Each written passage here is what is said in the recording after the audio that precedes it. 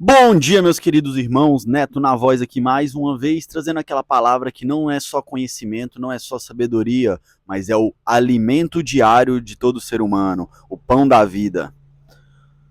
Dada a devida introdução, trago hoje para vocês leitura do livro de 1 Timóteo, capítulo 5, instruções diretas de como devemos nos portar mediante a matemática perfeita deste universo, de acordo com a vontade do nosso Criador. Antes da leitura, aquele gole no café. E bora começar. Timóteo, capítulo 5, versículo 1. Instruções diretas da matemática perfeita deste universo. Nunca fale com dureza a um homem mais velho, mas aconselhe-o como faria com seu próprio pai. Quanto aos mais jovens, aconselhe-os como irmãos. Trate as mulheres mais velhas como trataria sua mãe, e as mais jovens com toda pureza, como se fossem suas irmãs. Quão contrário isso é da cultura que a gente vive hoje nessa Babilônia em pânico, né, meus irmãos? Quão contrário é a atitude das pessoas, a soberba dos jovens em cima dos mais velhos, por acharem que sabem mais do que a experiência.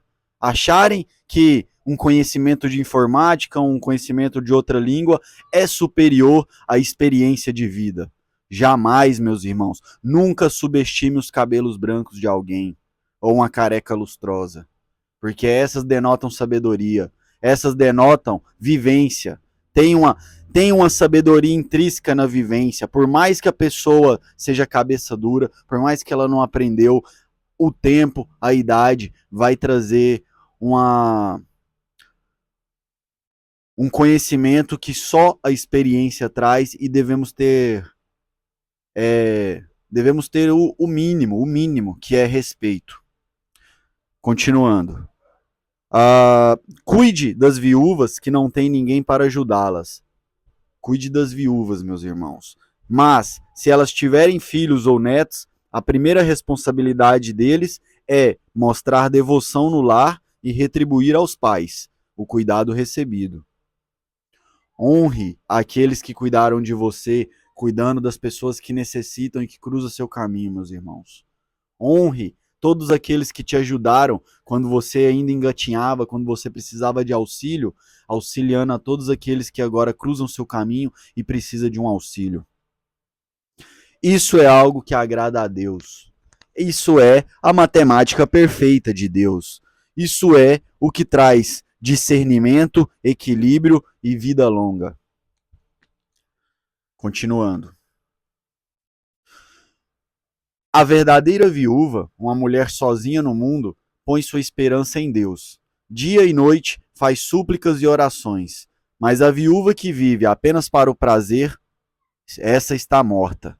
Ainda que esteja viva, dê estas instruções para que ninguém fique sujeito a críticas. Ou seja, aqui ele vai nos dizer que aquela mulher que foi uma vez casada e torna-se viúva,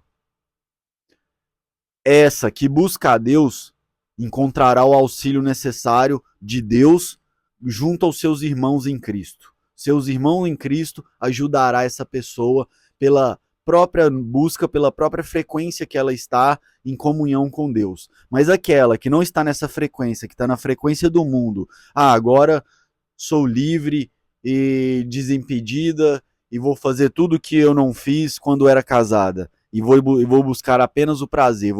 Ao invés de buscar a Deus, vou buscar ao prazer. O prazer é o que me rege. O prazer são as minhas motivações. Logo, essa pessoa está na frequência do mundo. Logo, ela colherá os frutos de acordo com a frequência que ela está. Meus irmãos, quer conhecer alguém? Veja os frutos. Os frutos não mentem. Uma árvore boa produz frutos bons, uma árvore ruim produz frutos ruins. Os frutos não mentem. Olhe pelos frutos e conhecerás a pessoa, conhecerás as motivações daquela pessoa. A pessoa como um todo só Deus conhece, só Ele sabe a plenitude de um indivíduo. Mas podemos entender quais são as motivações daquela pessoa através de seus frutos. Continuando. Aqueles que não cuidam dos seus, especialmente de sua própria família, negaram a fé e são piores que os descrentes. A viúva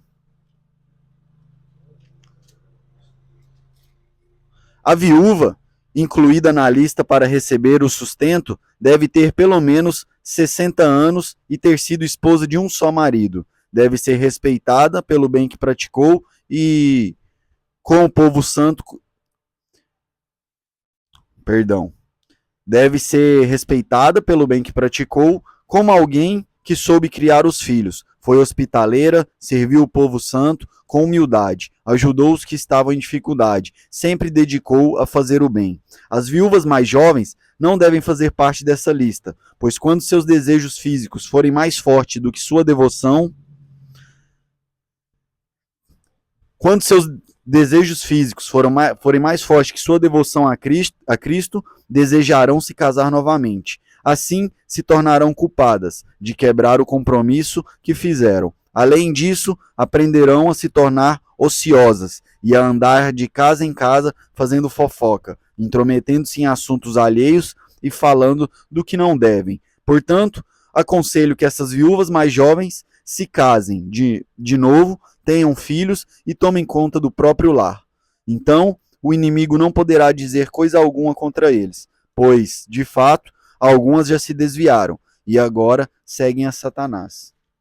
Ou seja, assim como o homem é recomendado casar para que não se arda de desejo e fique aí só na busca do prazer, ao invés de buscar o autoconhecimento, de buscar a espiritualidade, de buscar crescer com Deus, que se case e ocupe sua mente cuidando dos filhos, cuidando do lar, porque isso engrandece, isso te aproxima de Deus também. Se alguma irmã na fé tem viúvas na família,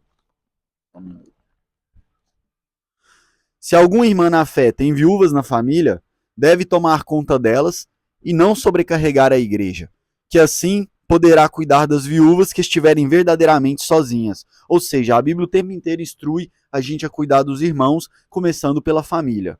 Cuidamos da nossa família, aqueles que estão necessitados e precisando da nossa ajuda. Caso não estejam precisando, conseguem caminhar com as próprias pernas, maravilha, dedicamos a cuidar dos outros, os irmãos em Cristo. Os presbíteros que fazem bem seu trabalho devem receber honra redobrada, especialmente os que se dedicam arduamente à pregação e ao ensino. Pois as Escrituras dizem: não amordacem o boi para impedir que ele coma enquanto debulha cereais. E também aqueles que trabalham merecem seu salário. Logo, se você trabalha em levar as Escrituras, se você trabalha em levar a verdade a mais pessoas, parabéns. Você trabalha para o melhor patrão do mundo, você trabalha para o próprio Criador. Uma vez que você trabalha para o Criador, todo trabalhador merece seu salário. Aqui ele diz que os presbíteros e aqueles que levam a palavra merecem uma recompensa redobrada. Merece receber honra redobrada, especialmente os que se dedicam arduamente à pregação e ao ensino. Por quê, meus irmãos? Dentro da matemática de Deus, aquele que faz o bem, colhe o bem. Logo, se você está levando a palavra que liberta, a palavra que mais do que liberta da escravidão, a palavra que dá a vida, não tenha dúvidas, você está fazendo o melhor para aquelas pessoas, que é levar a verdade, que é levar a vida, que é levar a palavra de Jesus Cristo. A palavra tem poder, o verbo se fez carne. Quando você leva o verbo de Jesus Cristo, cujo nome em hebraico é Yahushua HaMashiach, quando você faz um compromisso com a verdade e se dedica a buscar ela com todas as suas forças e a levar ela adiante, eu te digo em verdade, meus irmãos, você será grandiosamente honrado e recompensado em tudo aquilo que fizer. Em tudo aquilo que fizer, você será honrado e recompensado. Pode ser que em algum momento o mundo não entenda, porque a sabedoria de Deus é loucura para o mundo. E eles não compreendam de onde vem a sua abundância, de onde vem a sua alegria, de onde vem a sua paz, se você age de maneira contrária ao que a cultura pagã, a cultura da grande puta da Babilônia tem feito eles agir. Aí, por a gente agir de um modo diametralmente oposto ao que essa cultura babilônica faz as pessoas agirem, eles às vezes não entendem de onde vem a abundância, de onde vem a paz, de onde vem essa alegria. Mas, meus irmãos, todo trabalhador merece seu salário. Você pode dedicar a sua vida a trabalhar nas suas empresas, a trabalhar para outras pessoas, a ser funcionário de outros homens. Mas, em verdade, vos digo, o melhor patrão de todos é o Criador. Que o nosso trabalho seja o que ele nos deu e que a gente possa se dedicar ao máximo, exercitando nossos talentos, exercitando nossos dons em prol daquele trabalho que ele nos colocou, que ele destinou para nós. Continuando. Não aceite acusação contra um presbítero sem que seja confirmada por 2 ou 3 testemunhas. Aqueles que pecarem devem ser repreendidos diante de todos, o que servirá de forte advertência para os demais. Percebe? Aqui diz como advertir, como tratar com conflitos internos, como tratar com os irmãos em espírito, os irmãos em Cristo. Aqueles que pecarem devem ser repreendidos diante de todos, o que servirá de forte advertência para os demais. Ordeno solenemente, na presença de Deus, de Cristo Jesus, cujo nome é hebraico é Yahushua Hamashia, e dos anjos eleitos, que você obedeça a essas instruções, sem tomar partido nem demonstrar favoritismo. Justiça, equilíbrio. Não beba apenas água. Uma vez que você fique doente com frequência, tome um pouco de vinho por causa de seu estômago. Lembre-se de que os pecados de alguns são evidentes e seu julgamento é inevitável. Há outros, porém, cujos pecados só serão revelados mais tarde. Da mesma forma,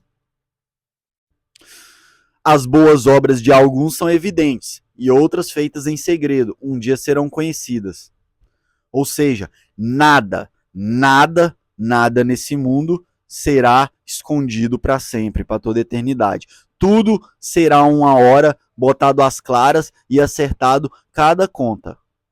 Então, meus irmãos, que maravilha é se você é injustiçado nesse mundo, se você leva o bem e as pessoas te perseguem, se você faz o bem e as pessoas te dizem injúrias. Porque a justiça virá e você terá seu galardão em dobro. E que triste é se você é aplaudido, vangloriado e sabe que por dentro é podre. Por fora, um prato limpo, bonito, vistoso, mas por dentro cheio de verme, imundície, nojeira, carne podre. É bonito na aparência, para os outros, mas por dentro, em verdade, você sabe que está podre. Que tristeza é isso, porque uma hora será tudo revelado. Tudo será revelado. Os escravos devem ter todo o respeito por seus senhores, para não envergonharem o nome de Deus e seus ensinamentos. O fato de o Senhor ser irmão na fé não é desculpa para deixarem de respeitá-lo. Pelo contrário, devem trabalhar ainda mais arduamente, pois seus esforços beneficiam outros irmãos amados.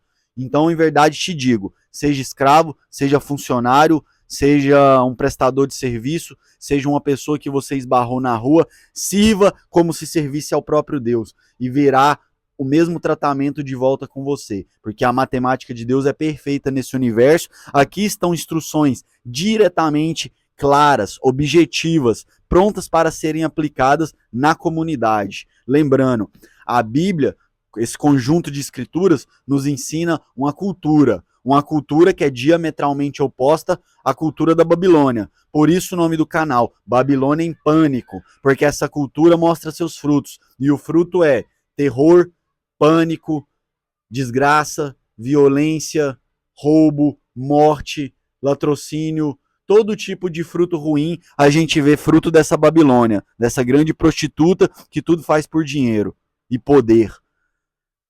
Mas a cultura que a Bíblia ensina, a cultura que é diametralmente oposta, é uma cultura de comunidade. Não é uma cultura de indivíduo, é uma cultura de comunidade. Você precisa se juntar com a sua comunidade e tratar a sua comunidade como se fosse um espartano que dá sua vida pelo grupo, seja assim pela sua comunidade, pelos seus. Esteja preparado para dar a sua vida pelos seus, onde aquele que mais servir será colocado em postos mais altos, porque aquele que mais serve é o maior, é o que obtém mais luz, é o que mais ilumina. Logo, ele vai ser alçado aos cargos mais altos para que ilumine outras pessoas, mas aos cargos mais altos de Deus, não de hierarquias humanas, de instituições comerciais que criam cargos e comissões e as pessoas começam a ambicionar isso e foge totalmente do propósito de Deus. O propósito de Deus é que sejamos como Cristo foi para com a comunidade, que sejamos dessa mesma maneira. Como eu saber o que eu faço de melhor para a comunidade se a minha razão é extremamente limitada, se a minha razão não é capaz de conceber todas as variáveis a ponto de decidir aquilo é o melhor para a minha comunidade? Simples, meus irmãos, muito simples. Para de ser ignorante e seguir a manada, igual um boi, uma vaca, um macaco, um chimpanzé que segue o grupo sem saber o porquê e comece a se sintonizar com a verdadeira frequência de Deus. Como que eu sintonizo? Tudo que entra no seu corpo é alimento, seja através dos seus olhos, dos seus ouvidos, da sua boca. Aquilo que você fala, aquilo que você ouve, aquilo que você cheira, aquilo que você come, aquilo que você assiste, os pensamentos que você cultiva na sua mente, tudo isso junto forma a sua vibração, a sua impressão vibratória neste universo. Essa impressão vibratória vai te fazer ter pensamentos, que vai te fazer ter atitudes, que vai te fazer até ações neste meio, que vai transformar a realidade ao seu redor. Em verdade vos digo, irmão, faça sua impressão vibratória semelhante a de Cristo através do Evangelho. Medite no Evangelho todos os dias. Bote em prática cada uma dessas atividades que o Evangelho vai passando pra gente. Purifique-se através de boas músicas, boas conversas, boas companhias. Meus irmãos, Jesus andava com os doentes, andava com os coxos e os mancos, mas Jesus estava numa altíssima vibração. Nós todos estamos em baixíssima vibração, doentes, mancos, coxos, precisamos primeiro nos curar. Como eu posso, totalmente numa frequência baixa, querer estar em meio a outros com frequência baixa? A gente vai afundar junto. Primeiro, precisa sofrer uma catarse. Primeiro, precisa sofrer uma limpeza. Como? Um detox de todas as merdas que a gente fica ouvindo, que a cultura babilônica enfia através de jornal, através de música lixo, através de programas lixo, através de entretenimento lixo. Tira tudo isso da sua vida, refine seus ouvidos, refine suas conversas, refine seus ambientes e comece a mudar a sua vibração. A partir da hora que sua vibração começa a mudar, aí aparece a bússola de ouro. Aí você vai ser guiado para as atitudes que mais condizem com o melhor para a sua comunidade.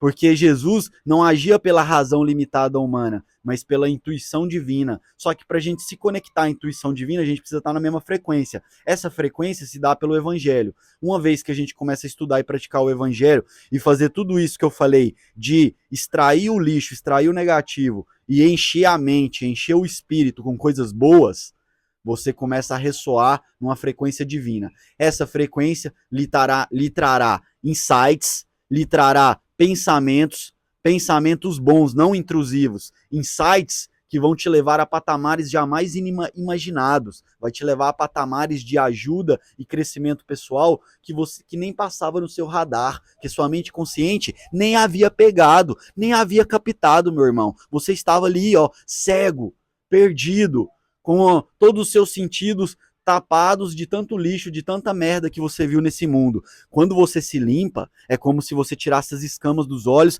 e de repente, nossa, parece que eu tô percebendo mais a realidade. Caramba, eu sinto que aquilo ali é importante. Por que eu não via antes? Eu tava cego. Caramba, parece que agora eu enxergo as coisas melhor. E, irmãos, isso é gradativamente exponencial. Vai crescendo de uma maneira, tipo assim, começa aqui e multiplica, juros compostos. Quando você vê, meu irmão, estaremos todos na Jerusalém Celestial. Amém? Essa é a missão. Que possamos buscar cada vez mais essa frequência do Evangelho. Essa é a mensagem de hoje.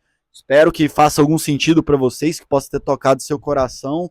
E assim como o Verbo se fez carne, que a palavra transforme nossas vidas e nos coloque em ressonância com Cristo cada vez mais. Cada vez a gente se aproxime mais dele e possa ressoar na sua frequência, porque a frequência dele nos leva a coisas magníficas nesse mundo. A gente só tem a agradecer e compartilhar com os irmãos. Valeu, por hoje é só, e lembre-se, é só o começo, hein? Tamo junto.